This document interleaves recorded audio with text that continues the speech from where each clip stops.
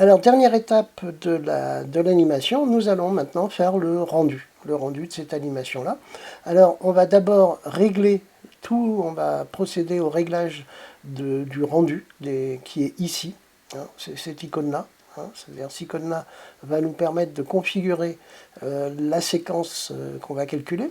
Donc, on a plusieurs réglages à vérifier ensemble. Hein, il y a pas mal de choses à ajuster avant de lancer notre rendu. Donc là, en sortie, nous allons faire un rendu de 1920. On va plutôt faire comme ça sera de l'animation de la réalité augmentée. On va plutôt faire un rendu, je dirais, carré. Oui, un rendu carré, un rendu graphique, en fait, purement graphique. Sinon, vous pourriez faire un rendu en 1920 par 1080, qui est le format HD. Hein, le format HD, c'est 1920 par 1080, donc c'est ce réglage-là.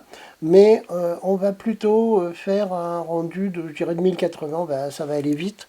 On va faire un rendu de 1080 sur 1080, hein, de façon à ne pas avoir des fichiers trop lourds pour la création d'animation. On va verrouiller ce rapport.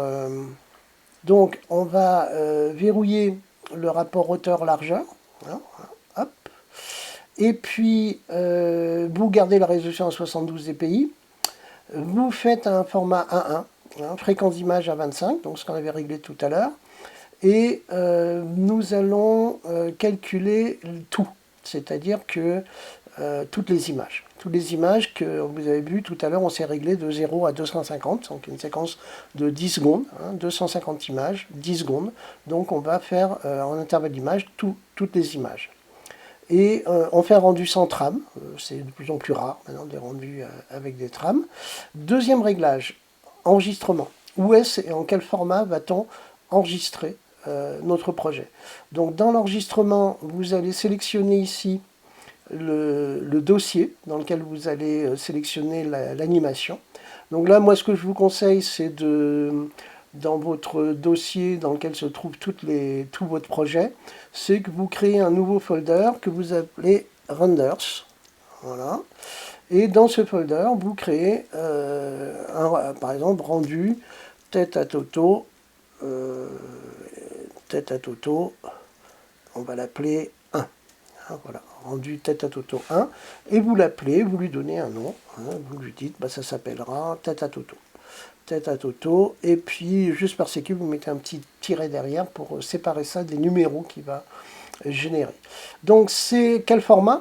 Alors en l'occurrence, il se peut, par exemple, on va choisir le plus compliqué, c'est-à-dire un rendu en PNG, de façon à avoir la transparence, hein, de pouvoir l'incruster par-dessus une image de fond. Mais ce n'est pas obligatoire. Donc là, on va choisir PNG, ça sera une séquence d'images PNG, hein, qu'on va choisir, puisqu'on aura la transparence. 8 bits par canal. Le profil colorimétrique, c'est celui-là, sRGB IC2.1 par défaut. Et vous activez le canal alpha, hein, de façon à ce que la transparence de l'arrière-plan soit rendue en tant que transparent. Donc ça, c'était pour enregistrer. Hein. Ensuite, multipass, pour l'instant, on ne va pas l'activer, puisqu'on n'a pas de raison d'activer le multipass.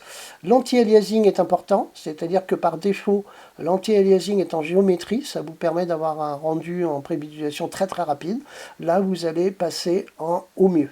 Hein, c'est-à-dire que vous réglez l'anti-aliasing au mieux pour avoir la meilleure qualité d'image, en fait, dans votre rendu. Tout ça, c'est bon. Dans les options, vous laissez par défaut, tel que c'est réglé. Vous n'activez pas stéréoscopie, substitution de matériaux non plus, Magic Bullet Look. Par contre, ça va améliorer la qualité du rendu. Je vous expliquerai à un moment ou à un autre qu'est-ce que c'est. Dans les effets, ça va ralentir pas mal le calcul, mais vous allez activer l'occlusion ambiante. L'ambient occlusion, qui est les très légères pénombres qui sont générés aux interpénétrations de polygones ou des positionnements de polygones sur du sol. Et ça renforce un petit peu le côté graphique et le rendu, la qualité réaliste du rendu. Donc là, on a tout réglé, hein, tous ces paramètres me paraissent correctement réglés. Et donc on peut fermer déjà cette fenêtre.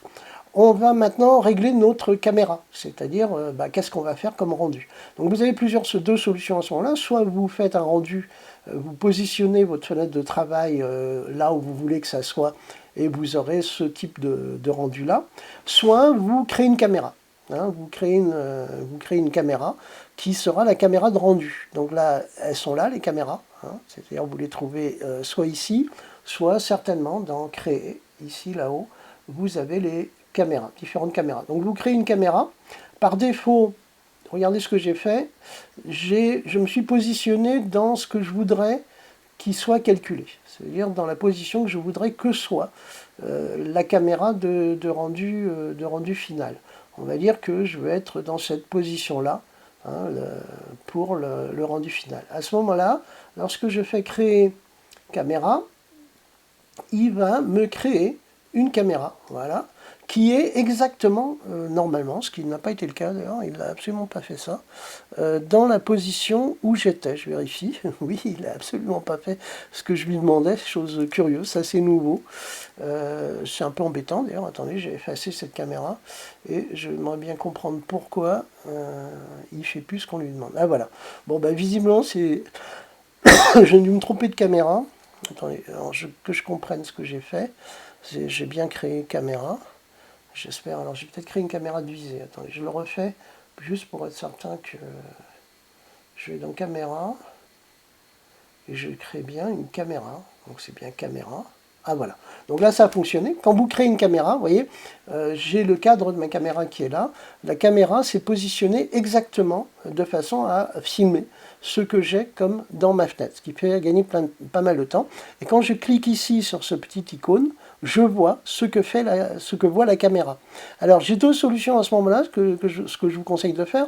Par exemple, je désactive la caméra, là je suis dans la vue de travail, hein, je suis en train de regarder à travers je reviens dans ma fenêtre, ma caméra de travail, hein, je vois un peu tout ce monde-là, et si je clique là, hop, je vois ce que voit la caméra.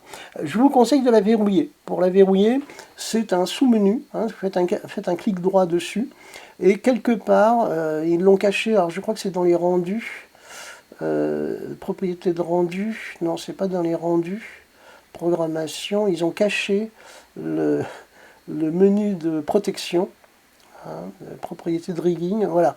On se demande pourquoi, c'est dans les propriétés de rigging, vous avez une protection. C'est-à-dire que ce petit icône-là fait que je ne peux plus bouger accidentellement la caméra. Hein. Voilà. Je ne peux plus la faire bouger accidentellement. Donc je viens de verrouiller ma caméra dans la bonne position.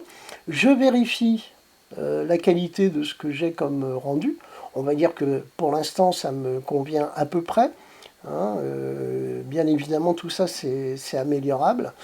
Et bien je peux lancer à partir de maintenant, je peux lancer le calcul de mon animation. Hein, je vérifie juste en bougeant ce que ça va faire. Et ça va me donner ce qui se passe là actuellement. Donc j'enregistre, fichier enregistré incrémental, de façon toujours pareil à verrouiller tout ce qui se passe. Et là, à partir de maintenant, normalement, lorsque je vais lancer le rendu ici avec cette fenêtre, il va commencer à me calculer une séquence PNG, image par image, de mon animation.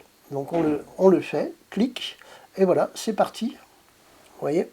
C'est-à-dire qu'il m'affiche dans la fenêtre du visualiseur, ici, il est en train de m'afficher le rendu. Ici en bas, je peux le mettre à 25% par exemple, ou sur ajuster, hein, adapter à la vue. Voilà, donc je vois la totalité de ce qu'il fait. Ce que vous voyez là, ce sont mes processeurs, c'est-à-dire tous les petits carrés que vous voyez là, ce sont mes 16 ou 24, je ne sais plus combien il y a de processeurs qui sont en train de calculer chaque image. Plus vous avez de processeurs sur votre ordinateur, plus le rendu ira vite. Hein.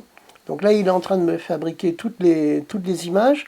Ici, dans ce menu-là, vous voyez, vous avez la séquence, vous pouvez la simuler, c'est-à-dire que vous pouvez regarder hein, comment se passe l'animation. Et vous pouvez ici, alors c'est dans Calque, vous pouvez vérifier Calque, filtre, stéréo, monopasse. Vous pouvez vérifier qu'il est bien en train de faire une découpe. Hein, ce qui multipasse. C'est curieux. J'ai pas l'impression qu'il me fasse de découpe là. calque, filtre, alpha. Voilà l'alpha. Si, il me fait bien la découpe. Hein, c'est d'ailleurs, vous voyez bien ici que qu'il est bien en train de me fabriquer une image de découpe qui va servir à incruster mon personnage dans l'animation. Donc je reviens sur l'historique, voilà, historique, et je regarde, alors faut que je désactive. Alors, il est un peu bizarrement foutu aussi ce menu, on ne sait jamais, voilà, image, voilà, historique, et donc si je fais play ici, je peux voir déjà ce qui a été calculé. Et donc vous voyez toutes les images qui sont en train de se faire du personnage en train de bouger. Et voilà, donc là il a fini, il a fait la totalité de l'animation. Hein, si je fais play, et nous allons pouvoir donc l'utiliser là maintenant pour fabriquer une séquence augmentée dans Hijack.